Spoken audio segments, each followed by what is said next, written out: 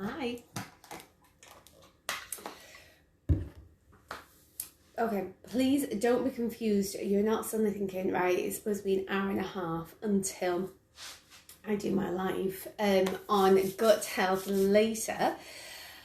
I had just wanted to jump on here really quickly about body shaming ourselves, and it's something I've been thinking about a lot in the past week. I've had a few different experiences and circumstances crop up where I've ended up being really critical of myself, really embarrassed of myself, and thinking harmful things to myself that if anybody said those words to me, I would be devastated.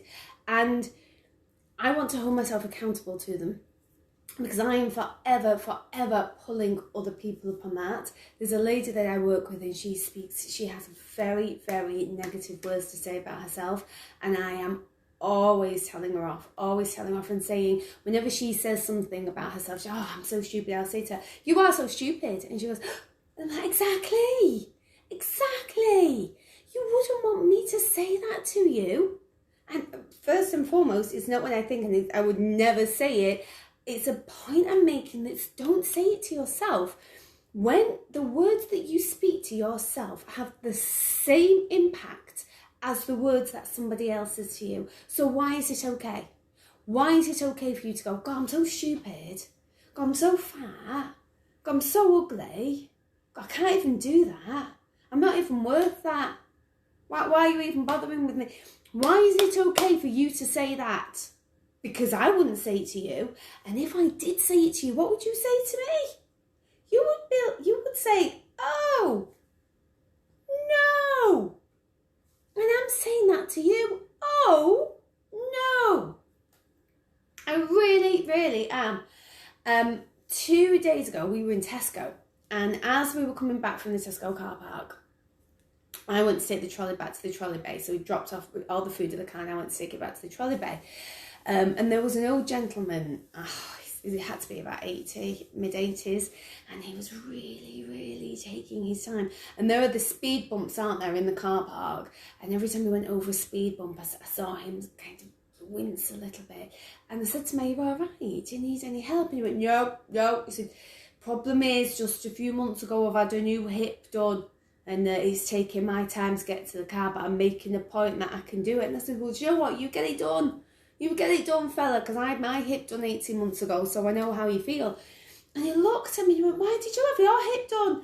But he was cross about it. He seemed cross about it, not shocked. Like, so I wonder why the old people can't get the bloody hips done if you're having them all. But I don't think he intended that. It was just a surprise. Now, to be fair, when I say to people, so yeah, I have got a replacement right hip because it was riddled with osteoarthritis, and I do struggle with my fingers because they're riddled with osteoarthritis. People are like, how old are you? Because I'm sure my nana has fingers like that. And, my great aunt Phyllis has got a replaced hip, and I don't understand why that's happening to you. It's a shock. Now, I understand it being a shock, and I can take it being a shock from other people. It doesn't offend me. It doesn't upset me. It doesn't worry me. It's a shock to me. I was like, how the heck can this be happening? But what I then started doing was thinking critical and horrible thoughts to myself, which you just don't be in that situation. It's horrible. Now, with my fingers, I don't know how much you can see on here, but they have here, they're called Hebden's nodes. Can you see?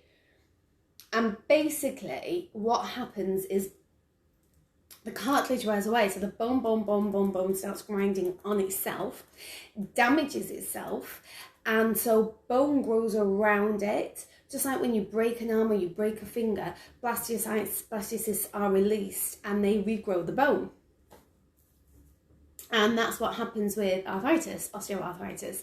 So the bone wears away and bone grows around it to protect it. So that's what those are, they're bone spurs. And I get so embarrassed sometimes when I meet new people of my fingers, and I think, oh, don't show me hands, don't show me old people's hands, and God, what are they going to think of me? And do you know what? Until I point it out, until I mention it, I really don't think that people see fingers. I know that I don't meet people and look at their fingers, ever. So why would I think that other people are looking at mine? It's a crazy, crazy thing, but I criticise myself for it. And then I criticise myself for criticising myself for it. It's a no-win situation. And we have got to stop doing it, because when you speak badly to yourself, however you react to anything, whether the way that you react to waking up in the morning, the way that you react to walking in the kitchen and making your brew, the way that you react when you are driving your car, the way that you react when you are talking to people, the way that you react to everything is a programmed structure within the neurons of your brains. It's a programmed path. It happens straight away. No matter how much you say to yourself, oh, I'm not going to go mad when someone cuts me off on the motorway. You do it without thinking. Because it's a pre-programmed reaction. And the only way to change that is to actually and physically be aware of changing it. To say to yourself, I'm not going to do that. I am not going to do that. Someone cuts you off, you go, go with love, my friend, and just let them go. And every time you choose to react differently to your situation, that path, it changes slightly, and it changes slightly, and it changes slightly, and it changes slightly, until eventually that path of positivity and that reaction of happiness and that reaction of higher vibration, that reaction of calmness, that is your pre-programmed reaction. Now, you have physically changed the structure of your brain by your thoughts and the way that you react. So when you are speaking badly about yourself, when you are telling yourself bad things about yourself, you are forming a reaction in your brain that you believe to be fact. Absolute fact. So when you say to yourself, I am rubbish, you believe that to be fact. I can't do that. You believe that to be fact. I don't deserve that. You believe it to be fact. I'm too thin, I'm too fat, I'm too tall, I'm too small, I'm too wide, I'm too diagonal. Whatever you are telling yourself, you believe it to be fact. And that's not a good way to think about yourself. Now, I'm not saying, do you know what? Just don't think that way about yourself. It's dead easy, because it's not easy. It takes work every single day. But until you say to yourself, wow, I'm not doing that anymore, you're not going to. And there's one exercise that I did, and I did it during big lockdown actually, and it shocked me. It shocked me. Every single thought that I had in my head throughout a 24-hour space, I said out loud. No matter what it was, I said it out loud, okay? Even, imaginary conversations with David Bowie, I said them out loud. And the things that I said to myself were shocking and heartbreaking. And I would never have said them to somebody else. And I would never have accepted somebody saying them to me. But it was okay for me to say them to me? No, it's not. It's not. And I would say to you, try doing that. And if you can't do 24 hours because you've got children around you, you've got your husband around, and if you suddenly turn around to 4-year-olds and go, you're stupid, they're going to be like, whoa, thanks, Mum. So, write them down. Have a pad with you, and every single thought in your head, write it down and read it. Read what you are saying to yourself.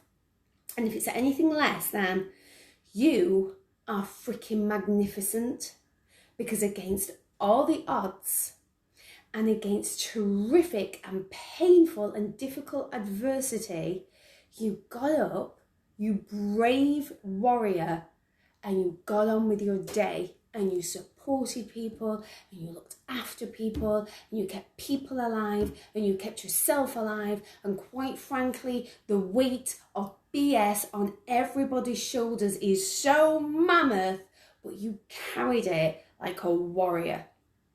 Because that is the truth. That is the truth.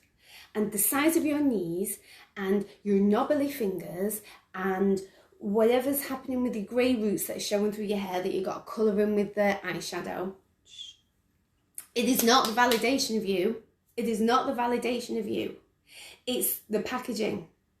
And since when is the packaging everything? When you buy your favourite chocolate bar, do you open it, throw away the chocolate bar and keep hold of the packaging and say, hello?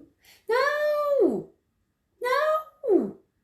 You are phenomenal. and amazing. And honestly, I know how tough it is. I mean, I'm on this side of the camera providing those lessons. I can't imagine what it's like as a parent right now, trying to do those lessons with multiple children and multiple Google Meets and multiple ages of your children, and work from home and do your own job.